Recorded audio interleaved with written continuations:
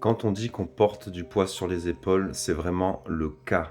Dans l'énergie, dans les mondes supérieurs, tu as vraiment des choses qui te plombent et ce n'est pas, bien sûr, que le cas sur les épaules. Et c'est pour ça que toute blessure physique a un lien énergétique. Salut à toi, jeune éveillé, c'est Jean le Baptiste, énergéticien.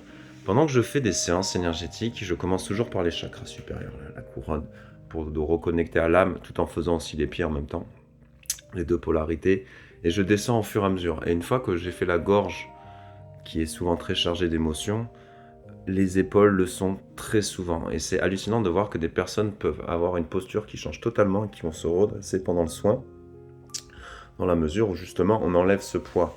Et c'est pour ça que si tu ne t'éveilles pas, tu ne comprendras jamais les raisons de tes mots MAUX ou de tes mots néfastes MOTS. Et ceci est pareil, n'est pas un jeu de mots. Et c'est pour ça que voilà, tout est symbolique et les épaules aussi, la clavicule, c'est la clavée, c'est la clé. Et chaque organe, chaque emplacement a une symbolique qui renvoie à plein de choses. Et c'est pour ça que, ben voilà, d'autant plus si tu es sportif ou ce que tu veux, n'hésite pas à me consulter. Et ça marche à distance parce que la séparation n'existe pas dans les mondes supérieurs.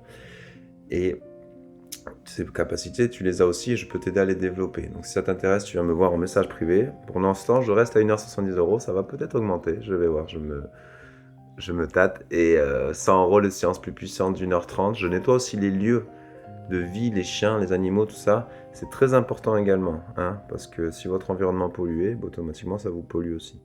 Voilà. Allez, n'hésite pas à commenter, à partager, à me dire ce qu'il en est. Je te souhaite de passer un bon dimanche et un beau printemps. Ça y est, c'est la lumière qui revient.